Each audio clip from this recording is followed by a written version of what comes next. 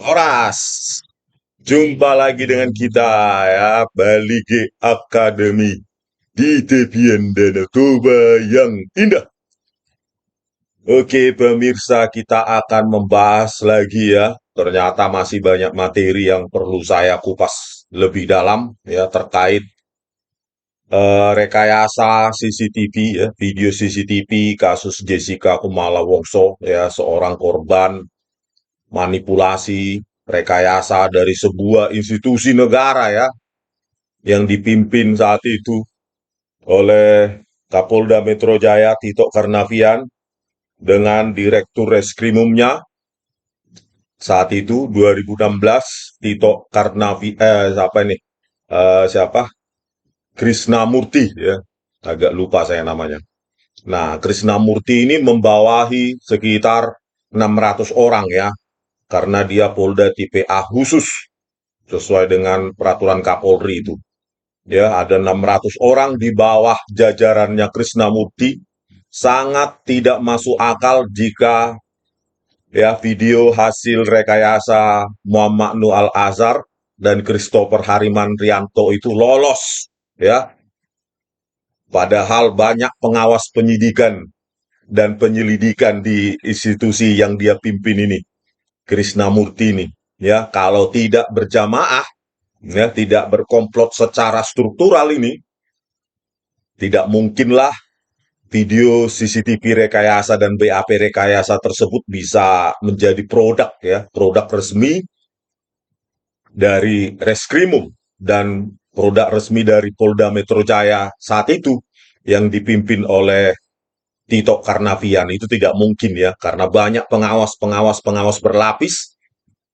Kenapa bisa lolos? Berarti memang mereka berkomplot secara struktural untuk memanipulasi video CCTV rekayasa tersebut untuk menumbalkan seorang rakyat ya, ya salah satu rakyat di Indonesia ini ya untuk diseltikus 4 bulan, ditersangkakan, diterdakwakan, bahkan dipidana sekarang sudah menjalani 8 tahun penjara ya. Memang kalau orang sudah rakus terhadap jabatan, terhadap duit, ya, terhadap apapun yang dia inginkan, maka dia tidak lagi menjadi manusia karena nuraninya terhadap manusia lain menjadi mati. Itulah yang dilakukan ya, yang secara brutal dan barbar dan biadab yang dilakukan oleh Tito Karnavian dan Krisnamurti ya. Kenapa mereka diam sampai saat ini? Ya takut kita bongkar mungkin bukan orang ini dua aja ya, karena saya bilang secara struktural ini sudah bayangkan 600 orang di Ditreskrimum Polda Metro Jaya ya bisa kena ini semua gitu loh. Belum lagi kejaksaan ya kan yang dengan serampangan mengubah-ubah isi flash disk waktu demi waktu tanpa diberitahu oleh hakim, tanpa diberitahu kepada hakim dan pengacara ya. Ini kan sudah perbuatan sangat tercela ya, sesuai dengan Undang-Undang Nomor 16 2004 itu harusnya Ardi Tomuardi, Sugi Karpalo, ya Hari Bowo, ya siapa lagi itu Sandi Handika, Wahyu Oktaviandi dan Mailani Wubung ini sudah sangat pantas untuk dipecat dan dipidana ya, karena mereka dengan sengaja menipu di persidangan, mengatakan bahwa isi flash disk tidak berubah, padahal berubah waktu demi waktu. Oke pemirsa, ya kita akan membahas lagi bagaimana tuntutan jaksa itu berdasarkan rekayasa ya. Kita sangat sayangkan terjadi di Republik ini ya.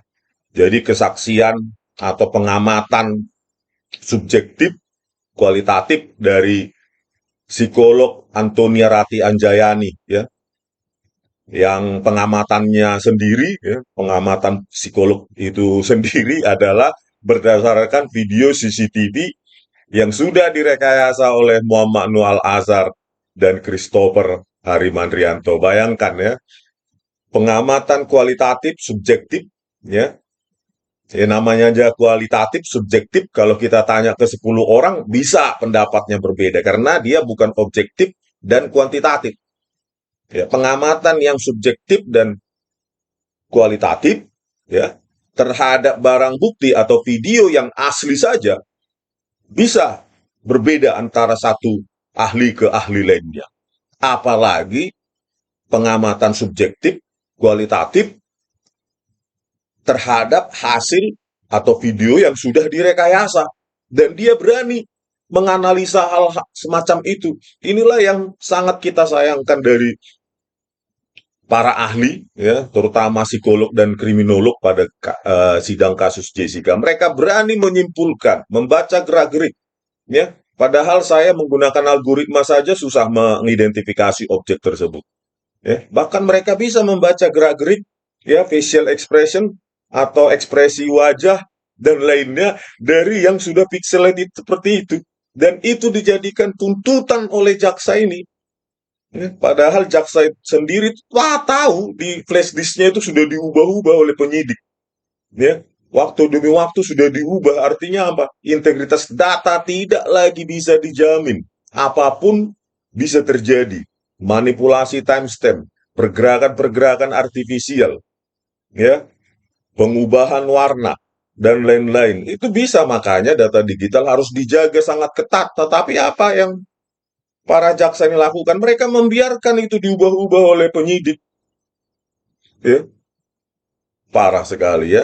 Nah inilah ya tuntutan jaksa berdasarkan rekayasa. Karena apa? Ya, karena mereka berdasarkan tuntutan dari seorang psikolog yang mengamati video CCTV rekayasa. Bukankah itu tuntutan berdasarkan rekayasa? Inilah yang sangat barbar dan biadab yang dilakukan oleh Tito Karnavian dan Krishnamurti ini. Mereka sengaja memberikan, ya, mendistribusikan video rekayasa tersebut dan BAP-nya kepada para ahli tersebut. Dan herannya para ahli tersebut nurut-nurut saja, ya, percaya-percaya saja sama hasil dari manipulasi mereka berdua ini ya. Inilah yang sangat disayangkan. Oke pemirsa, supaya agak edukasi dikit kita jelaskan sedikit ya. Akan saya jelaskan, selama ini saya selalu mengatakan downscaling, downscaling menyebabkan pengaburan ya terhadap frame-frame di dalam video. Nah, saya gambarkan diagramnya sedikit ya. Dampak dari downscaling terhadap citra atau frame atau objek di dalam video ya. Inilah dia diagramnya saya buat ya supaya ini diagram visual saja ya, karena program kemarin sudah saya buat tentang video itu ya, dampaknya terhadap analisis hash ya, terhadap apa namanya, downscaling terhadap video ya. Kalau ini kita buat diagram visualnya saja untuk kalian mudah-mudahan mengerti sedikit ya. Oke, ini adalah diagram bagaimana distorsi atau error akibat downscaling ya. Jadi downscaling, setelah di downscaling baru di upscaling. Jadi hasil upscaling atau down atau zooming itu tidak sama dengan masukan ya. Jadi contoh misalnya di sini ada sebuah objek atau citra ya berukuran 4 kali 4 ya. Dia di downscaling ya. Downscaling artinya dikurangi dimensinya. Cara menguranginya yang paling primitif adalah yang paling sederhana ya, yang saya ambil yang paling sederhana saja adalah menghapus ini ya, kolom genap ya yang ini dan baris genap. Nah, jadi di apa dibuang di sini kolom genap dan baris genap baris genapnya. Jadi dari masukan 4 kali 4, keluaran dari downscaling jadi seperempatnya saja secara spasial ya, jadi 2 kali 2 yang diambil dari 4, 3, 3, 6. Ya, inilah dia hasil downscaling. Ya.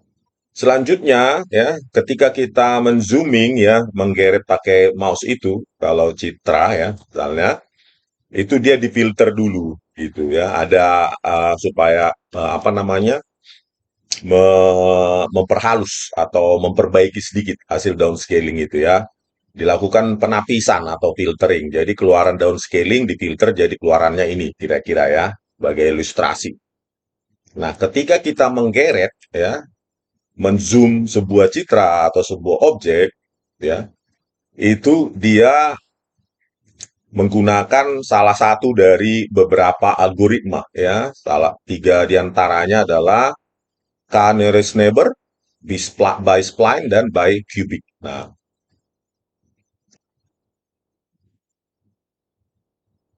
oke. Nah, inilah. Jadi setelah dia lakukan upscaling atau zooming ya terhadap hasil keluaran downscaling dan difilter ini, maka keluaran dari upscaling atau zooming dengan tiga algoritma itu berbeda dengan masukan pertama ya, sebelum downscaling. Inilah dampak distorsinya yang mereka lakukan, Muhammad Noah Lazar ya. Jadi kita perhatikan keluarannya memang berukuran sama ketika di upscaling atau zooming ya terhadap hasil yang sudah di downscaling ini. Memang ukurannya tetap sama ketika kita zooming, tapi hasilnya distorsi gitu ya. Jadi tidak lagi 4132 di baris pertama menjadi 1122 untuk KNN.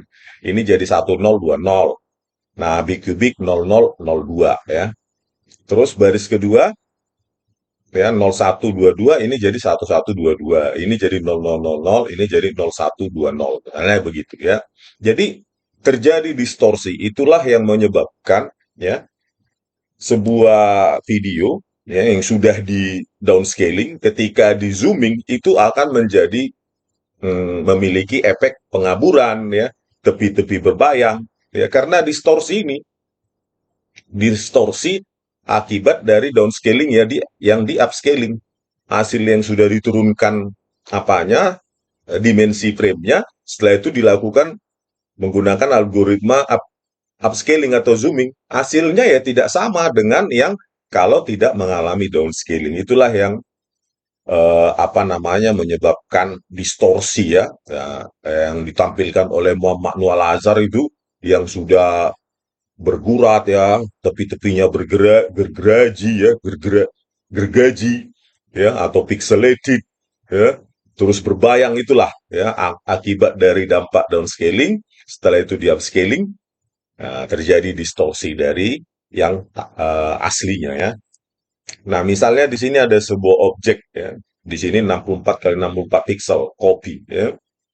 Nah, setelah itu dia downscaling jadinya seperti ini. Jadi 32 kali 32 pixel ya, mengerdil ya. Kalau di upscaling atau di zooming inilah hasilnya. Memang ukurannya 64 kali 60 pixel lagi, tetapi mengalami distorsi. Ini tepinya masih cukup bisa diamati secara visual. Ini lihat ini sudah pixelated ya. Meskipun ukurannya tetap 64 kali 64 pixel dengan algoritma ini ya. KNN ya, K-nearest neighbor, by spline, dan by cubic. Ya, tetap saja dia mengalami distorsi ya. Karena apa? Ya karena data yang hilang tadi itu, yang tadi ini ya, kolom genap baris genap yang sudah dihilangkan tidak mampu lagi algoritma itu mengembalikan seperti sedia kala ya. Ini berbeda dengan ini, yang ini berbeda dengan ini, yang ini berbeda dengan ini. Inilah dia dampaknya kalau secara visual. Nah, manipulasi dengan cara downscaling inilah ya, menurunkan resolusi frame ya, atau dimensi frame. Bahasa kerennya resolusi ya. Dimensi cuma lebar dan tinggi saja yang dilakukan oleh Muhammad Nuh Al-Azhar dan Christopher ya untuk mengaburkan semua objek pada tiap frame sehingga hakim tidak bisa lagi berdiri sendiri, mengamati secara mandiri ya, memahami secara visual, secara mandiri. Nah, dia bergantung pada narasi dari Muhammad Noah Al-Azhar dan Christopher ya, apalagi ketiga hakim tersebut sudah memiliki mata yang senja, yang sudah berusia ya. Ya tentu ketajaman visualnya juga lebih berkurang ya daripada ketika mereka muda. Nah, oleh karena itu ya mereka ya percaya sajalah dengan apa yang dijelaskan oleh Muhammad Noah Al-Azhar dan Christopher, apalagi yang menjelaskan ini adalah Ketua Subdit Komputer Forensik Puslapor Mabes Polri, Muhammad Noah Al-Azhar ya, apalagi Ketua Asosiasi Forensik Digital Indonesia ya, lembaga yang dia dirikan sendiri ya.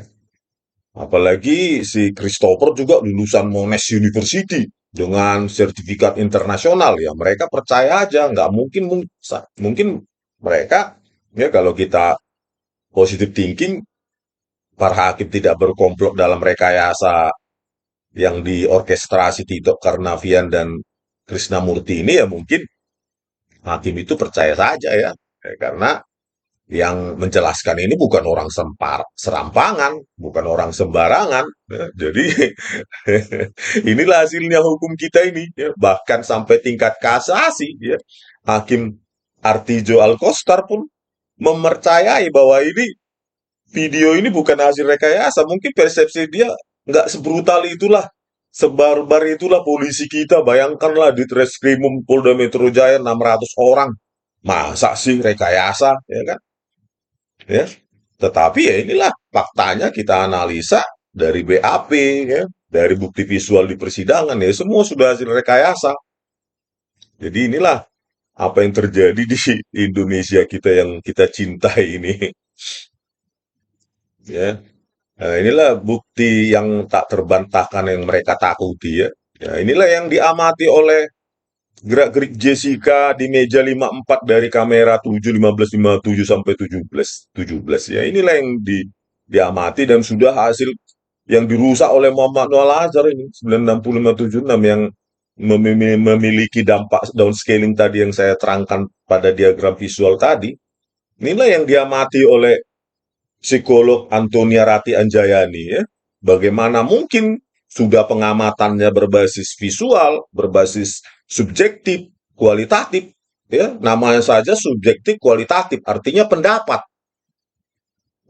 Pendapat yang tidak berdasarkan kuantitatif. Wah, itu bisa biasnya jauh sekali itu kalau kita tanya 100 ahli bisa 100 pendapat itu. Ya, karena kan kualitatif. Kualitatif, subjektif, ya. Pendapat, gitu ya. Nah, inilah yang diamati, ya. Sudah rusak pun tetap aja dia berani mengamatinya, tidak menolak, ya. Harusnya ketika dia menonton video itu CCTV yang sudah rusak itu di Polda Metro Jaya yang dipertontonkan oleh Krisnamurti atau anggotanya, penyidiknya, ya. Ya harusnya menolak aja. Kami tidak bisa, tidak ada lagi informasi visual yang bisa saya amati secara subjektif dan kualitatif. Harusnya kan dia berani menolak, ya. Atau mungkin banyak psikolog yang ditawarkan menolak, tapi cuma mereka-mereka ini aja yang mau, ya kan? Tahu dibayar atau enggak, ya biarkanlah Tito Karnavian dan Krisnamurti yang menjelaskan itu nanti ketika mereka ditangkap, ya. Nah, inilah, ya, eh, BAP yang disalin, ya, BAP dari psikolog Antonia Rati Anjayani, ya. BAP dia disalin dalam narasi keputusan Hakim Pengadilan Negeri, pimpin oleh Hakim Kisworo, anggota Binsar Gultum dan Partai Tulus Utapea, ya. Nah, inilah psikolog Antonia Rati Anjayani pertama diundang penyidik untuk mengamati CCTV di kantor Polda Metro Jaya selama 1 jam. Dan tidak ada kesimpulan apa-apa, soalnya ahli mengamati CCTV di kantor ahli 4,5 jam, ya. Jadi ya mereka tidak menolak, ya, sudah kabur-kabur begitu, ya, di kantornya diterima saja, ya. Jadi ya tidak ada selektif sedikit, ya, dari psikologi ini untuk menolak, ya. Padahal pendapat dia sangat memengaruhi hasil persidangan. Sangat menentukan nasib seseorang di penjara atau tidak. Harusnya kehati-hatian pertama dimiliki oleh seorang psikolog untuk memberikan pendapat. Kalau datanya saja sudah hasil rekayasa, ya pasti pendapatnya juga rekayasa, ya. Ya mau tidak mau itu.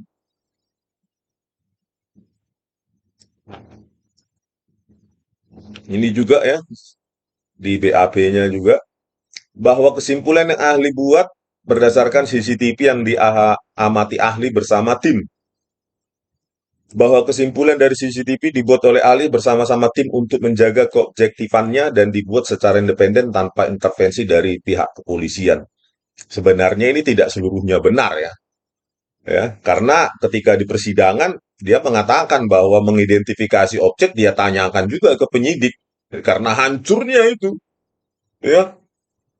objek-objek pada setiap frame pada video tersebut hancurnya, jadi dia mengamati, menanyakan kepada penyidik, oh itu paperback yang ada di atas meja 54, tanpa diberitahu penyidik, ya, dengan rusaknya video CCTV itu, saya yakin dia tidak tahu itu apa itu paperback, apa itu, apakah ada di sana centerpiece, apakah ada di sana sedotan, apakah ada di sana apa namanya gelas kopi, itu tidak mungkin dia paham itu karena rusaknya. Jadi dia sendiri mengatakan menjaga objektifannya. Sebenarnya tidak benar itu. Kalau Anda objektif, tidak perlu Anda digiring dalam mengidentifikasi objek di dalam video tersebut. Anda harus mengamatinya secara independen. Tetapi Anda di persidangan mengatakan bahwa Anda menanya itu paperback ya? Itu apa? Itu apa? Berarti kan Anda tidak independen dalam mengamati, ya, tidak objektif itu, gitu loh. Tanpa dibimbing oleh penyidik tersebut, saya yakin ya, dengan rusaknya video CCTV tersebut yang dilakukan Muhammad Noah Lazar dan Christopher, Anda tidak paham, tidak bisa mengidentifikasi objek apapun di meja 54 di kamera 7 itu. Saya yakin itu. Ini juga ya pendapatnya bahwa saat ahli melihat CCTV, menurut pendapat ahli ada perilaku terdakwa yang tidak wajar atau tidak lazim. Ya, inilah bayangkan dengan sudah semua ekspresi gerak tubuh, apalagi ya pergerakan Jessica tentu dimanipulasi karena ya itu tidak sesuai dengan waktu nyata, real time. Karena temporalnya saja sudah dimanipulasi dari 25 frame menjadi 10. Ya, itu harusnya pergerakan bisa smooth menjadi loncat-loncat. Nah, itu yang Anda apa namanya nilai tidak lazim itu kan tidak waktu nyata lagi yang Anda amati karena itu sudah pergerakan yang sudah dimanipulasi secara temporal, secara kecepatan waktu ya. Jadi tidak sesuai dengan waktu nyata ya. Bagaimana Anda mengamati perilaku lazim, tidak lazim, wajar, tidak wajar, tetapi yang Anda amati sudah dimanipulasi. Bahkan timestamp pun, ya, setelah kita analisa, timestamp tetap tegas, tetapi objek-objek di dalam video itu, ya, objek-objek lain itu kabur, berarti dia lakukan dulu manipulasi itu, ya, pengaburan dan editing segala macam, baru dia tanamkan timestamp. Jadi timestamp yang Anda amati pun sudah hasil manipulasi dari Muhammad Noah Lazar dan Christopher. Ya. Jadi timestamp yang ditanamkan itu tidak sama dengan waktu nyata. Padahal itu menjadi rujukan kalian, psikolog, kriminolog, untuk sequence kejadian. Dan bahkan toksikolog timestamp itu. Ya. Jika timestamp tersebut sudah dimasuk ke apa, ditanamkan ketika diekspor dari DVR, maka ketika dilakukan downscaling, timestamp juga ikut kabur karena dia sudah menjadi menimpa data itu, tertanam secara integral bagian utuh dari video itu. Tetapi tidak yang kita amati. Timestampnya tegas, videonya, objek-objek dalam video, objek-objek lain malah kabur, sangat kabur, pixelated. Tapi timestampnya jelas, topinya tegas. Gitu loh. Jadi kalau ini Antonia Ratian Jayani ya, mendengar ya minta maaf lah, mengaku salah ya. Jangan ulangi lagi Anda mengamati dari video yang sudah rusak walaupun yang memberikannya itu adalah penyidik. Karena kita buktikan penyidik sendiri bagian dari komplotan prekayasa ini, musuh rakyat, sampah masyarakat juga, nggak bisa kita percayai. Ya. Kalau Anda benar tidak terlibat, tidak dibayar oleh para komplotan ini, saya sarankan pada psikolog Antonia Ratian Jayani untuk bertobat. Jangan lakukan lagi seperti itu. Karena apa? Pendapat Anda didengar, dikutip oleh Hakim Insar Gultom dan kawan-kawan untuk menentukan keputusan ini. Ada gerakan yang tidak lazim, tidak wajar. Padahal semua yang Anda amati adalah produk rekayasa dari Tito Karnavian dan Krisnamurti ini ya. Berikut dengan jajarannya. Nah inilah ya gurita rekayasa apa namanya Tito Karnavian, Krisnamurti inilah gurita rekayasanya bagaimana video CCTV rekayasa dan BAP hasil rekayasanya disebar semua kan sampai ke ahli pidana, sampai ke Hakim Binsar Butum, sampai ke keputusan kasasi, semua pakai video CCTV, dokter forensik Slamet Purnomo, Budi Sampurna, ya. Inilah dan ya yang pasti ya ini psikolog Antonia Ratianjayani, semua kriminolog, toksikolog, semua pakai video CCTV rekayasa. Inilah barbarnya dan brutalnya dan biadabnya kedua jenderal ini. Ya, harus ditangkap ini. Tito Karnavian dan Krishnamurti ini. Ya, bagaimana mungkin mereka mengkhianati pekerjaannya, mencari kebenaran dan keadilan berdasarkan scientific crime investigation. Tapi yang mereka lakukan adalah justru berlaku manipulatif. Ya. Jauh sekali dari saintifik, bahkan negasi dari saintifik. Ya. Perlawanan secara diametral terhadap saintifik. Nah, kita akan tonton bagaimana ya pendapat Antonia Ratianjayani ini dikutip dalam tuntutannya, tuntutan para jaksa ya, pendapat yang sudah berbasis rekayasa, ya hasilnya pendapat rekayasa. Dikutip dan dijadikan bahan tuntutan oleh para jaksa ini, ya, diketuai oleh Ardhito Muardi. Ya. Luar biasa kerusakan hukum di Indonesia akibat Tito Karnavian ini ya, dan Krishnamurti. Jadi rakyat tidak pernah percaya lagi pada produk-produk puslapor forensik digital itu. Gara-gara kalian. Ya, gara-gara Tito Karnavian dan Krishnamurti ini, rakyat tidak akan pernah percaya lagi. Karena ini sudah sangat barbar, brutal yang dilakukan secara struktural. 600 orang di Treskrimum. Tentu tahu ini sudah direkayasa dan mereka diam. Berkomplot secara aktif atau berkomplot secara berdiam diri. Kacau negara ini. Izin yang mulia, untuk barang bukti kita tidak menyentuh atau merubah sama sekali. Nanti ahli IT yang bisa menzoomnya nanti akan ditampilkan pada saat ahli IT versi zoomnya itu yang mulia. Secara teknis di sini kalau yang ini tidak bisa kami. D. Psikologi atas nama Dr. Anda Antonio Ratianjayani dan Profesor Dr. Sarlito Wirawan yang pada intinya menyatakan bahwa para ahli psikolog melakukan pemeriksaan terhadap terdakwa untuk menilai bahwa kondisi psikologis dan kelasiman perilaku dari terdakwa dengan menggunakan metode kualitatif dan mengamati hasil rekaman CCTV yang telah dianalisa oleh ahli digital forensik.